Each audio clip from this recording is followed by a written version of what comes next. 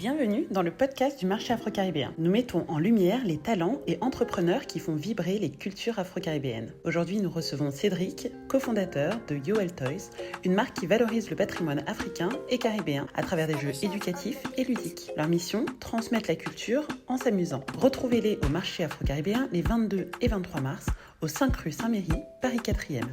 Plongez avec nous dans leur univers et découvrez ce qui vous attend sur leur stand. C'est parti! Bienvenue dans le podcast du marché afro-caribéen. Bonjour Cédric, peux-tu te présenter en quelques mots et nous parler de ton activité? Bonjour, alors oui, je m'appelle Cédric et je suis créateur de jeux éducatifs afro-caribéens avec Anne, qui est mon associée. Et en fait, on a créé la marque UL. Et comment est-ce que la marque UL est née? En Oui. fait, Anne et moi, on a fait un constat. C'est que, en fait, on a des neveux et des nièces à qui on offre souvent des cadeaux à diverses occasions. Et on cherchait des jeux qui parlent en fait de notre histoire, qui parlent de nos origines. Euh, mais quand on allait dans les magasins de jouets, en fait, on trouvait des jeux sur plein d'autres territoires occidentaux. Et quand on trouvait des jeux sur l'Afrique, bah, c'était parfois très stéréotypé. Et du coup, on voulait que nos neveux découvrent aussi leur histoire, qu'ils apprennent un peu d'où ils viennent. C'est pour ça qu'on a décidé de créer nos propres jeux. Et pourquoi tu as choisi de participer au marché afro-caribéen? C'est ma troisième participation. Et moi, ce que j'aime bien sur le marché afro-caribéen, c'est déjà l'emplacement.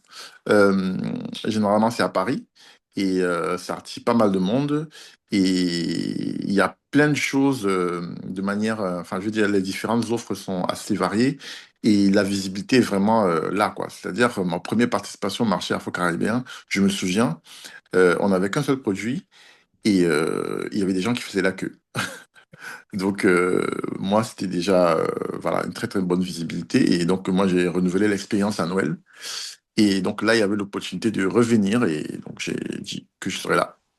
Bah justement, tu seras là, mais quel produit tu as proposé dans ce marché? Et puis quel est le best-seller de Yoel Toys? Alors, on crée des puzzles en bois pour représenter, pour célébrer les territoires qui ne sont pas visibles dans les rayons de jouets, notamment l'Afrique et les Caraïbes. On avait commencé par créer le puzzle de la Martinique. C'était notre premier puzzle.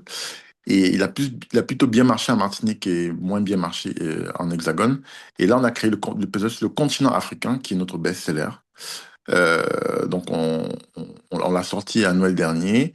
Et sur ce puzzle, en fait, chaque pièce représente un pays. Et sur cette pièce, on a des illustrations qui parlent d'une partie du patrimoine historique ou culturel du pays. Et pour comprendre les images, on a joint à ce puzzle un livret explicatif qui raconte les anecdotes derrière les images en français, en anglais et en langue africaine, en swahili, en arabe littéraire, en créole. Là, on est en train de traduire en wolof, en soninké et en bambara.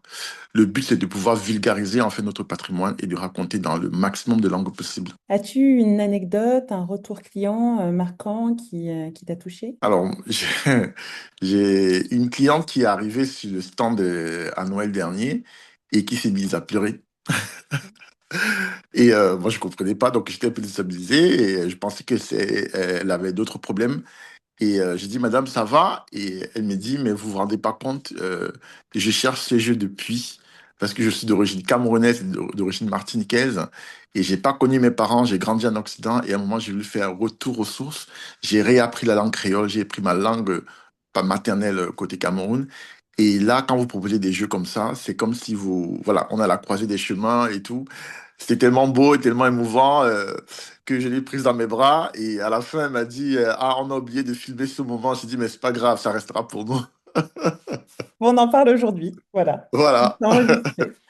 Donc voilà. Pourquoi les auditeurs devraient-ils venir découvrir ton stand? Alors, nous, on propose des jeux quand même qui sont assez uniques, hein. C'est-à-dire qu'on les trouve pas sur le marché et la plupart des gens nous le redisent, hein. C'est-à-dire qu'il y a des parents qui cherchent des jeux pour leurs enfants qui sont soit d'origine africaine, caribéenne ou bien des sympathisants, des personnes qui voyagent beaucoup, qui cherchent des jeux qui parlent d'autres territoires, qui racontent les histoires d'ailleurs parce que on a plein de cultures en Afrique et dans les Caraïbes qui doivent être aussi célébrées, qui aussi à juste titre doivent être mises en lumière.